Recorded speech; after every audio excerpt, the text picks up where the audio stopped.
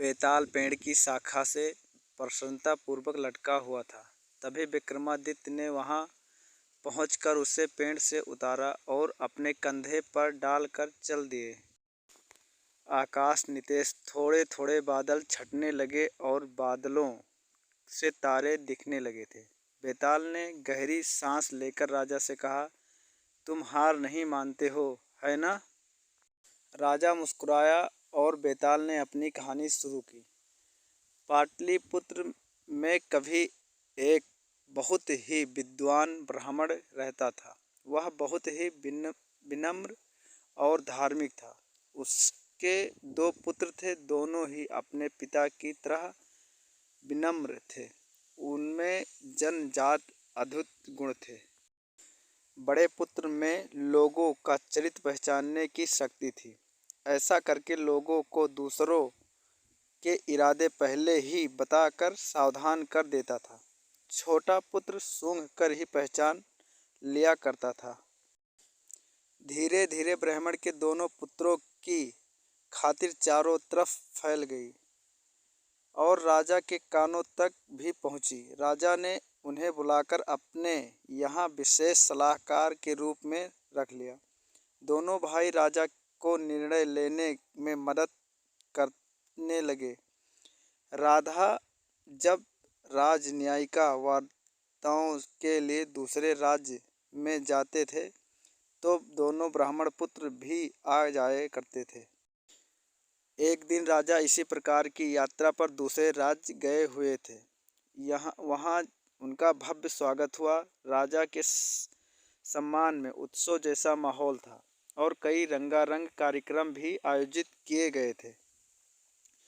राजा और साथ गए लोगों में भोजों कार्यक्रम का खूब आनंद उठाया। राजा बहुत थक गए थे।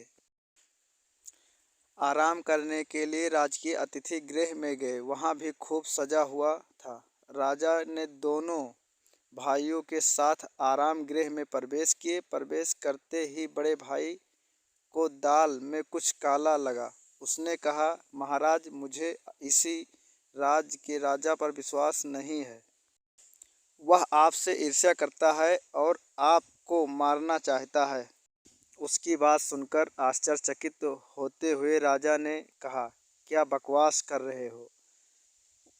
उसने हमारे सुख सुविधा का इतना ख्याल रखता है और तुम्हें लगता है कि वह हमें नुकसान पहुंचाने की योजना बना रहा है? मुझे लगता है बहुत ज़्यादा खाना खाने से तुम्हारा दिमाग काम नहीं कर रहा है। यह कहकर राजा बिस्तर पर बैठ कर तकिया उठाने के लिए थोड़ा झुके। तभी बड़े भाई ने उनकी कलाई पकड़ ली। मुझे क्षमा करें महाराज, पर मुझे कुछ गड़बड़ लग रही है।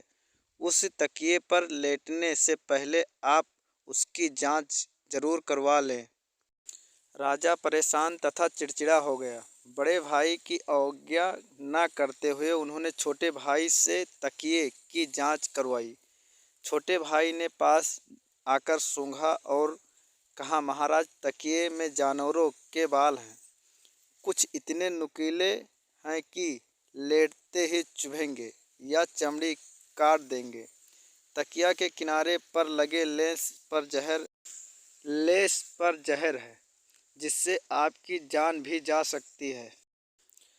राजा ने तकिए को हाथ भी नहीं लगाया और सारी रात बिना तकिए के ही बिताई। सुबह दे चुपचाप अपने साथ उस तकिए को लेकर अपने राज्य वापस लौट आए। तकिए की जांच करवाने पर दोनों भाइयों की सत्यता प्रमाणित हो गई। राजा ने दोनों भाइयों को उनकी सेवा के लिए बहुत सारा इनाम दिया। बेताल ने कहा, राजन, दोनों भाइयों में कौन अधिक चतुर तथा अधिक था? मुस्कुराते हुए राजा ने उत्तर दिया, बड़ा भाई उसी की मेजबानी के गलत इरादे को भांफा था। उसी के तकिए को भी पहचानना था। छोटे भाई ने तो बाद में बड़े भाई की शंका को सही बताया था।